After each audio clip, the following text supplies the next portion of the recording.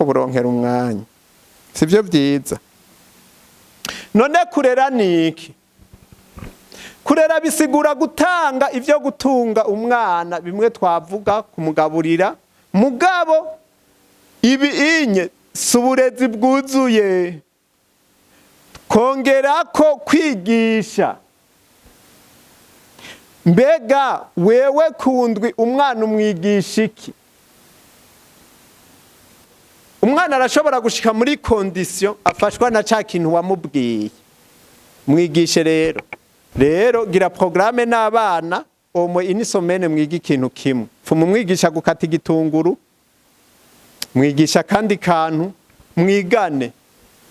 Niho murushiriza kuba abagenzi. Kurera n'ukwerekana karorero, kwishira ku myaka, kwidiminiwa. Mwavyumvise? Ntitugume turi wa muvyeyi afise distance hagati y'umwana wiwe n'intuzenye, oya. Kandi ivyo ntibikubuza guhana umwana wanashaka mu gihe bikenewe. Mugabo ntitwokwama turi babavyeyi bakuze. Kurera no gushiraho ivyo kwisunga umwana yisunga. Shiraho ibintu indicateur, shiraho ivyo gukora, ivyo kwisunga. Apana kumubwira ngo kandi we ngufise inyifato mbi, mubwira inyifato nziza kwiye kugira. Sivyo? Hanyuma natayikora uzomubwira ati iki kintu twari twavugaye ko cogenda uku gikwiye kuko guko. Sivyo? Agire reference. Kurera no gufasha umwana kwigenga, apana kwa guma depanda kuri wewe. Urumva hari abavyeyi barera umwana kuburyo urumva ikintu cyose agira rinda kumukenera, kumucako, kugira gute kandi mutazamana. Ivyo bintu sivyo. Iga kumurekura umucungire ngaho onye, urabe sekirite yiwe mugabo ariko aragira ubuzima bwa wenyene. Sivyo? Sa? Hanyuma rega n'umuntu akuze gusa akiri mutonyi. Iziriya potentiel ziwe none ntazimufasha kuzidevelop. Kuko ibintu je ntangura kubigisha kimenya kuvuga, ndamubwira ati umubiri n'uwi wawe.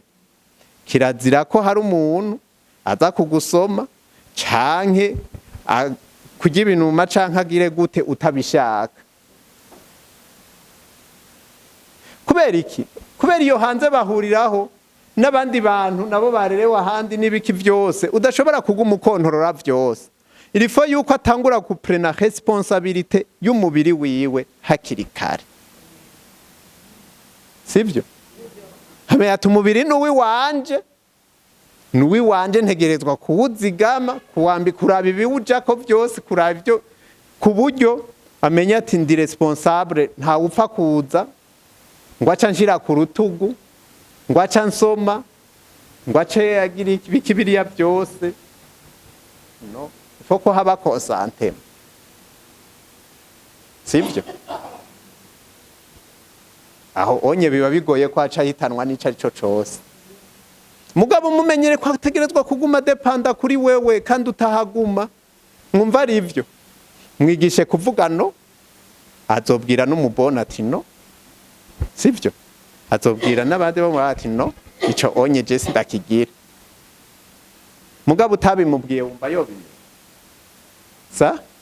Canke ugumye ugomba kwa depandana na wewe wumva ntiyo bimenya. Nuko. Biriya byo kubamenyereza ko ababone babakorera byose. Murazi ko iyo bagiye ababone umwana aca komereka. Yego cumenga abuze mama wiwe. Nuko. Mumenyereze ko umubona ariho ngo akore nawe ibyo adashoboye gusa. Mugabo agire responsabilité kuri brosa yiwe. Agire responsabilité kuri kuva ashobora kwibrosa kugira gutya wumva ataba ashobora kumenya aho brosa yoyishira. Nuko. Kwigenga ni ikintu gikomeye.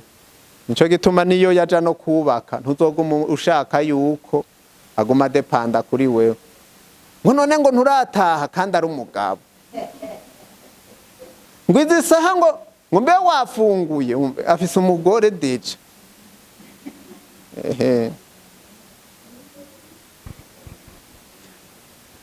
Umurezi w'umwana ninde? Bariya bana bacu, bariya bana mufise, si mwebwe muri umurezi wabo mwenyene. Wowe umuvyeyi w'amaraso nivyo, uramuha biriya bintu byose bikenewe, mugabo hajya anye sokuru namba kimufise na yinakuru na bayinarume nabande, naho wowe ubona batamuramutsa yogira icaba, we woraba uriya baba bamucungiye hajya.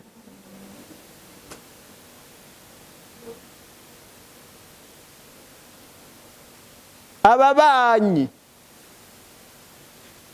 murazi ko abana mushobora gusanga baza ababanyi mwe kubasumbi. Twana two muri quartier haya bari abantu nabo barakontribuwa mu ndero y'umwana wanyu indirectement mutabizi. Hajya nabo burya baratanga uburezi. Hanyuma ishure nabigisha, none ugiranije nabigishije dawe wa twese uri mwijuru, mugabo barayizi. Hanyuma abagenzi babo urunganwe, reka ndababwira, hariho imyaka umuvyeyi atari we afatira amadesizio menshi umwana. Amadesizio umwana afata uyasanga yakura mu runganwe, si tubajya abana bariko baraba badoresa. Rero wewe bisaba ko umugenzi w'umwana wawe, mugabo ku rundi ruhande n'ubucuti n'abariya bagenzi babo ntubwibagire, kubera bajya barafise influence nini ku mwana wawe. Boshobora kumuhita ibintu bimenye, inzoga cyane bakamujana mu zindi ngeso. Nico gituma bariya ntushobora kubashira kure. Turiya twana agize anniversaire akubwira ati nshaka nakazoze nanaka, bariya abantu burya baba bafise uruhara runini mu ndero y'umwana wawe. Hanyuma ishengero musengeramwo nabo burya barafise influence, ishengera amakorare ibiki, kubera kenshi ivyo bize ku ishuri canke ku rusengero kenshi baba babona umenga ni Imana ibivuze. Nico gituma kugira swivuka ati mwizike ku rusengero, ku ishure babigishije iki, kuko hari igihe uzosanga bababwiye ikintu kidakwiriye canke bakababwira ikiri cyo mugabo bakacenterpreta nabi. Amashira hamwe amaklebe tujya haraho usanga bagize uduklebe do priere canke ku mashure nibiki, burya nabo barakontribuwa mu ndero y'umwana wawe n'Imana. Rero hari ahantu hari ijambo ry'Imana rivuga ngo abana banyu bazoba bigishijwe nanje. Yesu ashimwe. Burya Imana iraduhera indera abana itarinze kutubwira. Jewe abana nabigishije isengesho rimwe ryonyene.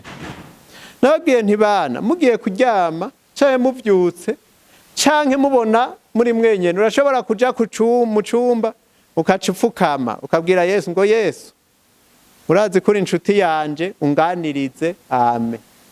Ati ko bazoza barasaba ngo Yesu abaganirize, umunsi umwe azobaganiriza ingene bitwara, jewe ntahari kubera amaso yanje ntashobora kuzoguma babona igihe cyose. N'ubu sindababona ibyo barimwo, sibyo? Nayo ubu turababona turi kumwe.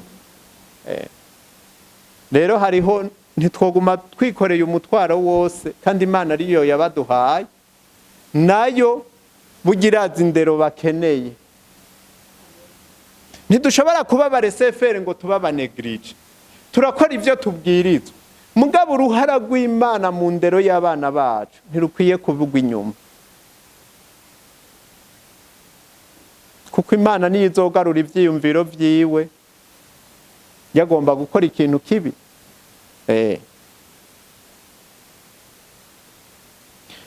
Intambamyi z'uburezi nizi.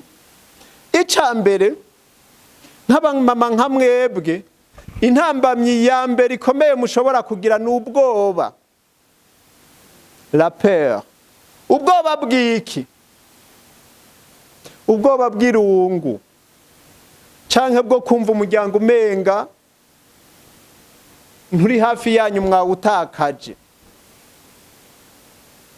bica bituma wumva umenga uri vide, uri nk'ahantu muri espace ntujumye. Ico ni kirundi c'ahantu ruguru, umuntu avuze ngo arajumye n'umwe aba yumva nyene ko ashitse hasi.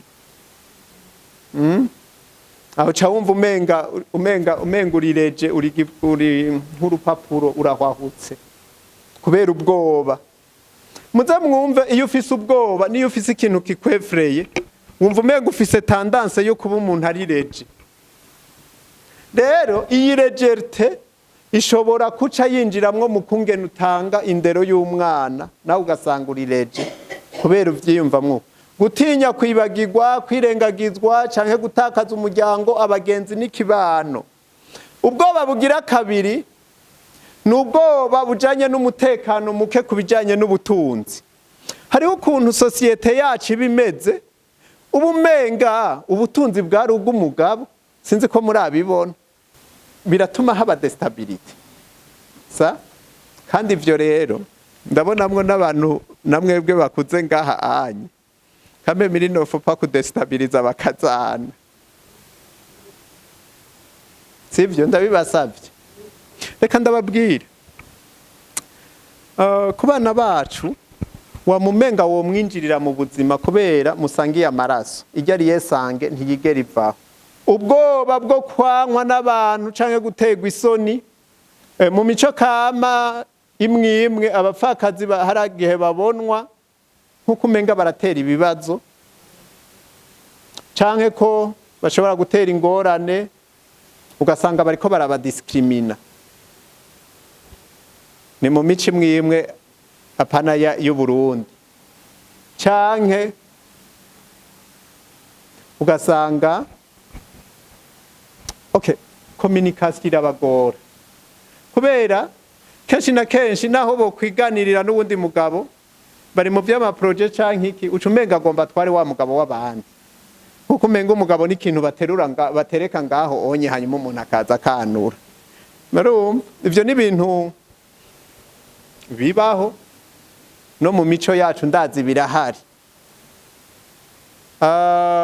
Ikindi naco, naho bitogenda uko, umugabo mugomba gukorana ibintu, ubumenga dini para agomba kuca guprofita.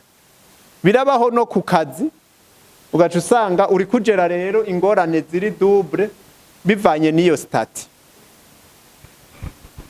Ubwoba bwa kazoza k'abana, kwiyumvamwo kumenga uzohava utabaho ibikwiye kubera uri umwe,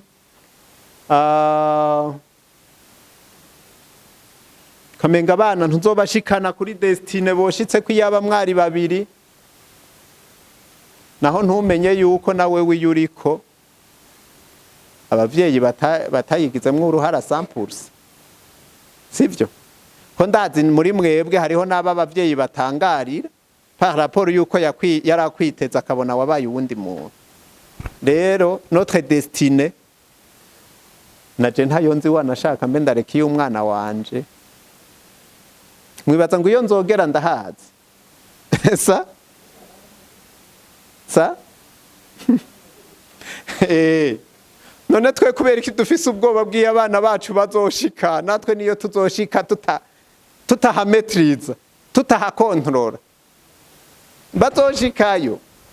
Buriya bariya abana n'abimana baratinya kandi ko batazoshobora kubaronsa. Ubwoba bwo guhohoterwa canke gukoreshwa nabi canke kutagira ikibanza mu kibano nibijyana, ariko ndavuga ibisanzwe nivyo tubona mu buzima bwa minsi yose. Iyindi ntambamyi ni ukwikiripabiliza, kwama wiyagiriza, kwicira urubanza. Abapfakazi bamwe baricira urubanza kubera ko bamaze igihe kirekire, ubumenga wa muntu bubakanye bari kujana wapi, nta na hamwe tuzi ko ibikundanye bica bijana. Oya, ujya mugani ntukora ngaho. Imana irasigaza umwe arera abana, hari igihe ishima kubatwara mwese, mugabo itabatwaye mwese c'est sa volonté, kandi irabona ko ivyo ubwirizwa gukora uzobishobora, sivyo? Kuguma wicira urubanza rero anye nukurondera ubufasha ni byiza sivyo kugira ngo ushobore kuva muri iyo ntuze muri iyo culpability nimbi kuko igumi guta kwa makosa yose kandi wowe utagizemwe uruhara abandi bicira urubanza kubera ko bibaza ko batakoze bihagije kugira ngo bafashe uwo bubakanye ntagende burya nta kintu twoshobora gukora ngo tugumeho canke umuntu kanaka ntagende mwari mubizi sa hanyuma rimwe na rimwe baraciga urubanza kubera ko bongeye kuronka umunezero canke iyo aronse uwundi bashobora kubakana societe zimwe zica zibajija sinzi ko murabibona ucumenga urumva ku bagabo biri normal muga ku badamu menga biri ya normal sa nibaza ko ari mu mico imwe hanyuma mu kibano nahone bashobora kugucira urubanza mu mico kama imwe umupfakazi arakekwa canke akaregwa ko ari we yatumye umugabo wiwe apfa sinzi ko hari aho muravyumva ukamenga yaragize contribution hari gihe wewe mu mama wasigaye umenga uciye ubu umuzigo kuri belle famille kandi mu by'ukuri ntuba wababwiye ngo he nyikore hari abo mwatumye ngo babikore ibyo rero hari igihe bituma we wikiripabiliza kandi mu by'ukuri kubera kiripabilite ni ikintu kibi wowe umenga ugeretswe kw'ivyaha kandi utakoze sivyo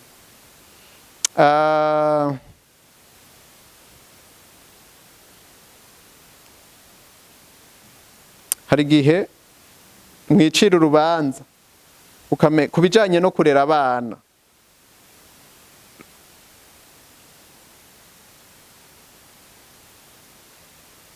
ubumenga ntimufise ibintu vyuzuye vyo guha umwana mugabo nababwiye ubushobozi abagore bafise abagabo ntabwo bafise mwebwe murashobora kurera umwana akagira equilibre ariko biragoye ko umugabo rero umwana agira equilibre mwavyumvise hanyuma izo rero ni intambamyi z'uburezi mbuze ubwoba mbuze na culpability ni gute bahana umwana ijambo ry'Imana riratwingingira guhana abana hari ijambo riri muri Proverbe 29:17 yavuga ngo hana umwana wawe azokuruhura hana umwana wawe azokuruhura igihano ni kimwe mu vy'umwana akeneye igihano ni kimwe mu bintu umwana akeneye ariko umwana bamuhana gute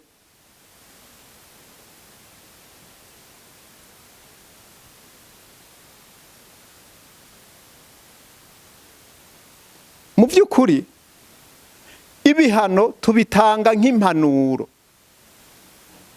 apana nko guhohotera umwana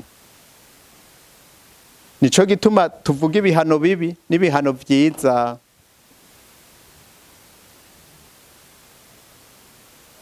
hari uburyo bwinshi bwo guhana n'inkoni irimwo murabizi ko Bibiliya iravuga ngo urinda umwana wiwe inkoni aba yanka ubugingo bwiwe sivyo inkoni si ikintu kibi kiba kibi bivanye n'ingene ugikoresheje sivyo ngaha navuze nti igihano ciza ico twita punition positive ni gihe ushobora guhanisha umwana gukora ikintu adakunda atari gukora muri uwo mwanya umwana wanje yarambwiye ngo sinja gusenga uyu munsi ntubwira mwana nta kibazo ushaka kuja gusenga oya sawa abandi nibagende none ko abandi bagiye gusenga wewe uca ukora iki aha zana ibirato vya bose gende hajya ku irobine akira base akira omo baze gusanga wabihejeje okay aho onye n'igihe uba ukoresheje ikintu adakunda kandi murumva burya ko gahano si gatonya rega, kandi sinewe ndanamukubita inkoni. Bariyumvira igihe azoba ariko aramesa ibirata abandi bagiye gusenga, hama bakaza baririmba, nawe ku ntoki yamyotse ariko amesa ibirato, aho ati Imana yatugiriye neza, nawe yasigaye wenyene ku birato ku batavugana, araza kwiyumvira ikintu. Nanje ndaza kuronka umwanya ndamubaze nti igihe abandi baja gusenga wowe ukasigara uramesa ibirato, washoboye kwiyumva gute?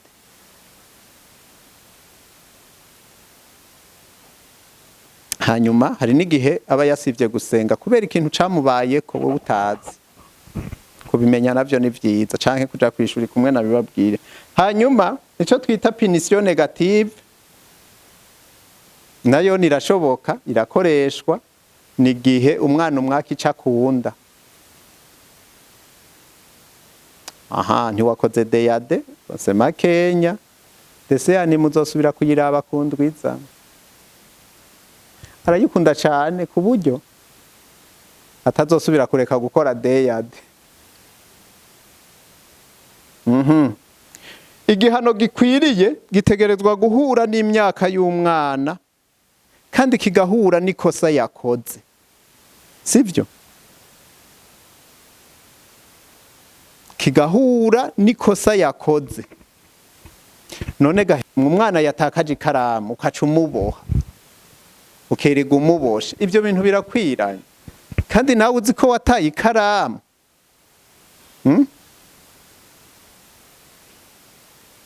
ushobora kuvuga ati okay, wowe rero urabona umaze gutakaza amakaramu abiri, nari kubagurira ibisuguti byo mwese, aba mahera yabo b'ibisuguti barazigamye amakaramu yabo, wewe aya mahera y'igisuguti yagura ikaramu.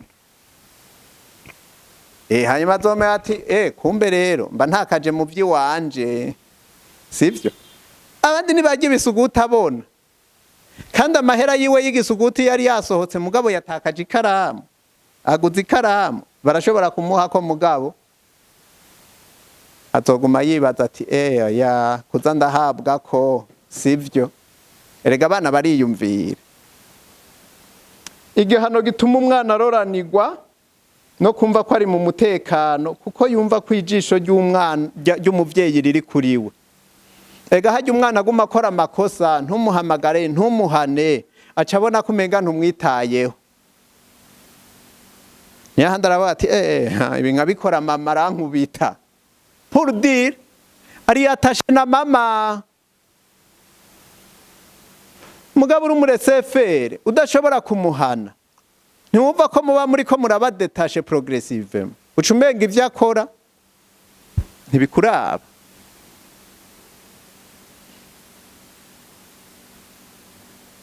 Aha, igihano gishobora gutuma haba gutakaza ubwizigirwe y'umuhanye nabi. Nk'ubu unye okay, je nfise tendance yuko abana iyo bakoze amakosa naho bayakorera mu bandi sindabahanira mu kivunga c'abana.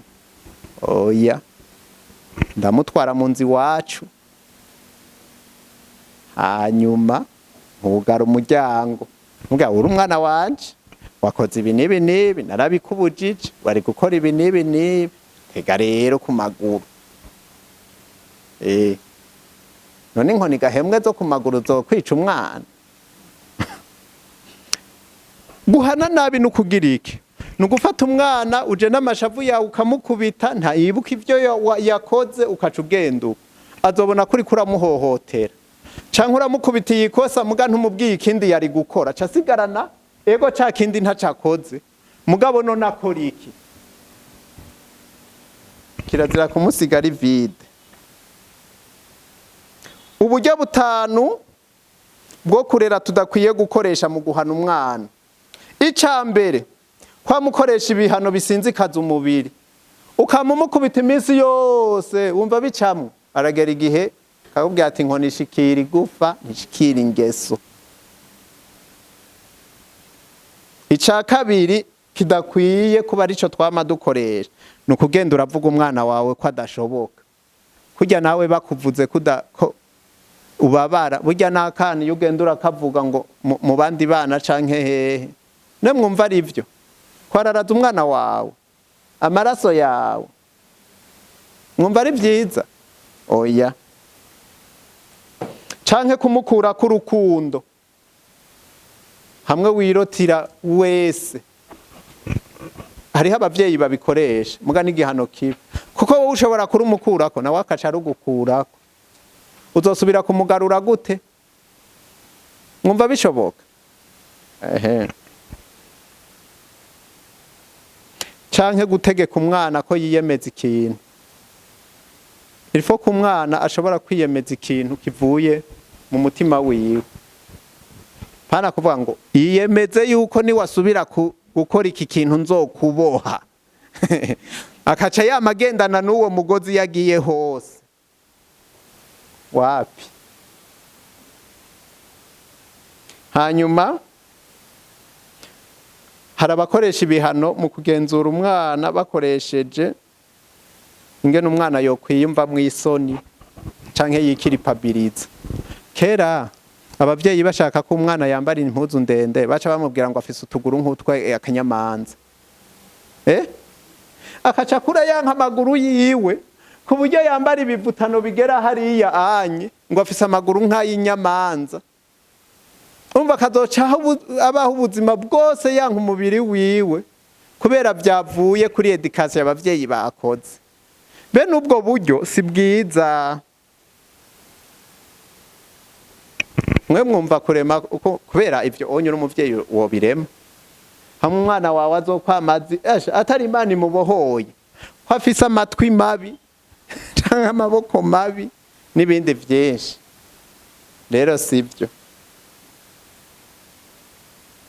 uburyo twoshobora gukoresha mu kwigisha umwana byo gukina ukamusigurira ibituma wifuza ko yomera uko kubera hari igihe wewe uba ushaka kwaja muri iki muga mu vy'ukuri afise ikindi kintu nta bantu mwumvise umuvyeyi avuga tutegerezwa kwiga iki akaca aja kuciga akaca muzanira diplomate vyawe ndahejeje reka nje kwiga ivyanje ntabo mwumvise hanyuma kuba akarorero wewe bishobora gufasha umwana shima inyifato nziza yakoze apana kwa mubona amakosa gusa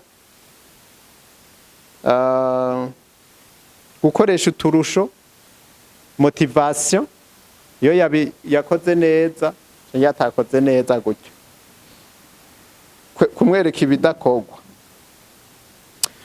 mu kusozera reka nsozerere kuri ibi bintu kugira ngo dushobore kurera abana bacu tubaha ibikwiye ikintu ca mbere no kumenya ko dutegerezwa kwama twiga kurera umwana no guhoza ko ntuvuga ngo wabitoye urakeneye kuguma wiga ubuzima bwiwe inyifato yiwe canke ubundi bumenyi bujanye n'ikiringo umwana agezemo sivyo ubu nababwiwe umwana atanguye imyaka 2 n'inusu ko abatanguye jeune adolescence uramwambikiye akayikura uticara akaryama hasi byose hari n'abagira regression agasubira kwisoba ko mu gitanda sinzi ko mwabibonye byo byose birashoboka ica kabiri ni byiza namba wumva ufise ubwoba bw'ibintu bugutekeye canke kiripability gumaho kwegera abantu bashobora kugufasha abamama nkawe canke abandi bakora counseling niki bakaguherekeza muri urwo rugendo rwo gukira ubwoba kubera ubwoba burica no kwiyagiriza navyo bituma utabaho neza ica gatatu kwitwararika umwana wawe kubera mwavuze ko ari bwo butunzi bwa mbere ushobora kutamuha byose mugabo affection yo urayifise sivyo urukundo urarufise no gukina amaboko kiyafise n'amaguru byokunda